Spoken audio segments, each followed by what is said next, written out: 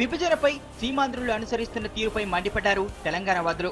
సుందరయ్య విజ్ఞాన కేంద్రంలో తెలంగాణ రాష్ట్ర లెక్చరర్ల సంఘం రణబేరి నిర్వహించింది. సీమాంధ్రులవి డిస్కో డ్యాన్సులని, తెలంగాణ వారిది బతుకు పోరాటమన్నారు టీఆర్ఎస్ నేత నాయిన్ నరసింహారెడ్డి. సిడబ్ల్యూసీ నిర్ణయాన్ని వెంటనే అమలు చేయాలని కోరారు. సీమాంధ్రులు నోటికాడి బువ్వను ఎత్తుకెళ్లేందుకు కుట్ర పన్నుతున్నారని ఫైర్ అయ్యారు. ఇవాళ అశోక్ బాబులో పిచ్చి పిచ్చిగా మాట్లాడి అనవసరంగా ఆంధ్రులకు తెలంగాణ వాళ్ళకు కలిసిస్తాలు క్రియేట్ చేస్తున్నారు.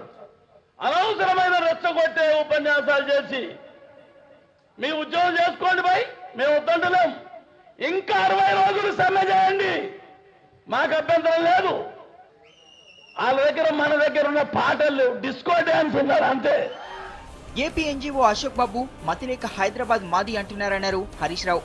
రేపు తెలంగాణ మొత్తం వారిదే అన్నా ఆశ్చర్యపోవాల్సిన అవసరం లేదని ఎద్దేవా చేశారు. బహుశా అశోక్ బాబు మాటలు నా దృష్టిలో అయితే అవి ఫ్రస్ట్రేషన్ లో మాట్లాడుతున్న మాటలనే నేను అనుకుంటా.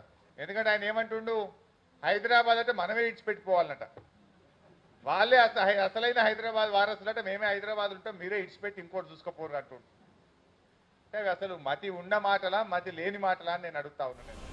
సమైక్యవాదం పేరుతో తెలంగాణపై సీమాంధ్రులు గుత్తాధిపత్యం కోరుతున్నారని మండిపడ్డారు టీజేఏసీ చైర్మన్ ప్రొఫెసర్ కోదండరావు. తెలంగాణది విముక్తి కోసం చేస్తున్న పోరాటమన్నారు. సీమాంధ్రులది ఆధిపత్యం కోసం చేస్తున్న పోరాటమన్నారు.